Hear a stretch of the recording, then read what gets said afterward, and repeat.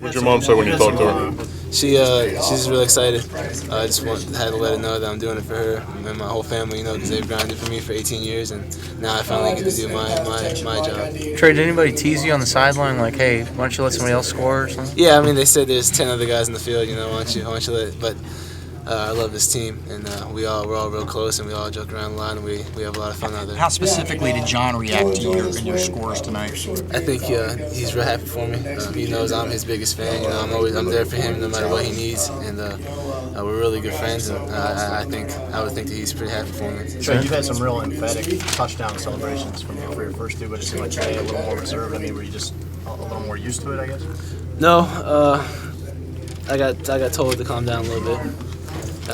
I tend to get a little excited, and I got to focus on what's important, and the team is important, more important. We started out strong the first half. That's pretty much my main focus now is the team. It's kind of shaky. We knew we needed to come out again like we did in the first quarter, come out firing. I was happy to see all those guys fighting, even though it's the second half. Everyone's tired. Just to be able to see them. He's the best football player to ever play college football.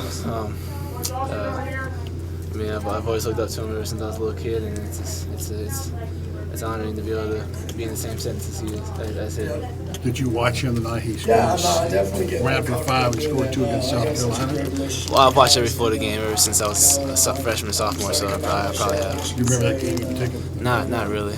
just trying to be out there. So the night trying wore on and you were, whatever is needed. one touchdown after another, was it kind of like, is this, this is unbelievable, I can't believe this is happening? Yeah, it felt like a dream. It felt like a dream the whole night. No, I mean, I've always wanted to come here and play ever since I was a little kid, and to get the opportunity, I'm so thankful. Thanks for the ability to play this game. Even your dream probably wasn't that good. You ever had a dream where you scored 6? I envisioned myself, trying to go as hard as I can.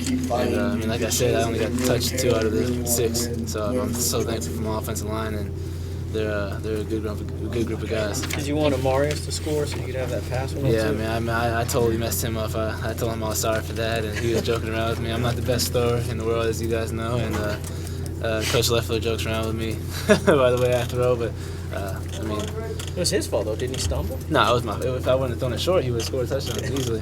Trey, that first week of spring practice, you kind of looked a little out of it. I mean, you even said so. How far have you come since then, and when did you start feeling comfortable and that maybe you could contribute this year? I think everybody's uncomfortable the first week of spring practice. I think when JB got sick, I think it was the 3rd or 4th practice, and I had to take every rep. I think that definitely made me realize that I'm one snap away, from going in and taking a lot of reps, and I think after that I started preparing as hard as I possibly could to get ready for the season. Trey, what do you think about this being Alabama week now?